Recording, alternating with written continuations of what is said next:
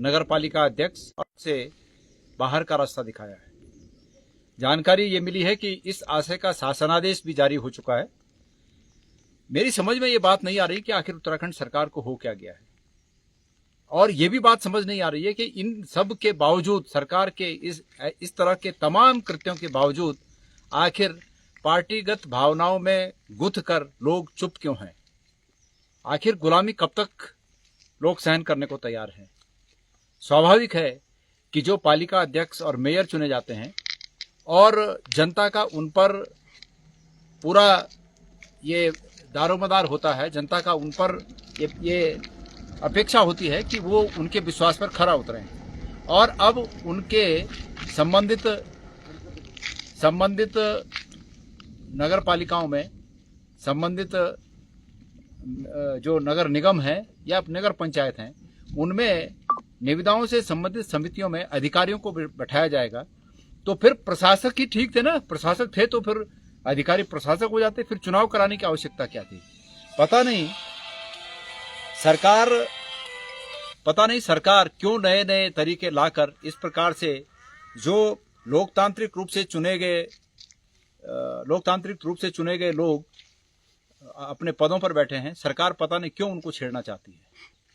तो बहुत ही दुर्भाग्यपूर्ण है कि उत्तराखंड में अभी 2 महीने नहीं हुए कि निकायों के चुनाव हुए। निकायों में कहीं नगर पंचायत में अध्यक्ष चुने गए, कहीं नगर निगम में मेयर चुने गए, कहीं नगर पालिका में अध्यक्ष चुने गए। तो ऐसे में जो नए नए चुने गए हैं अध्यक्ष पदों पर, निश्चित रूप में उन विचारों की मनोदशा समझ में आती होगी। वो सिर्फ उनका मनोभाव सिर्फ इस रूप में रहेगा कि वो अधिकारियों के ऊपर आश्रित रहेंगे कि अधिकारी क्या सोचते हैं। इसलिए मैं ये मानता हूं कि सरकार को अपने इस फैसले पर पुनर्विचार करना चाहिए, और उन लोगों को जो पार्टीगत भावनाओं पर बंटकर सिर्फ सरकार की गुलामी करने के लिए सहर्ष आदेशों को स्वीकार करते हैं, उनके चेतन को मैं जगाना चाहता हूं कि कृपया जागिए और सरकार के हर गलत कदम का विरोध करिए।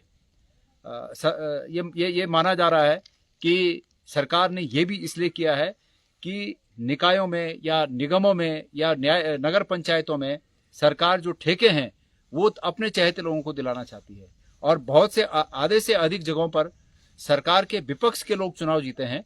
इसलिए सरकार चाहती है कि उन जगहों पर भी उनका अधिकारियों के माध्यम से कंट्रोल हो। ये बिल्कुल ठीक नहीं है।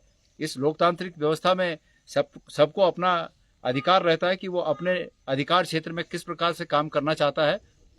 इससे पहले कांग्रेस की भी सरकारें रही, हमारे विपक्ष के लोग तमाम पदों पर इन निकायों में रहे। देहरादून नगर निगम की मैं बात करूं या श्रीनगर में इससे पहले जो नगर पालिका थी उसकी मैं अगर बात करूं, तो हमारे विपक्ष के लोग थे, लेकिन हमने कभी उनके कामों में हस्तक्षेप करने की कोशिश नहीं की।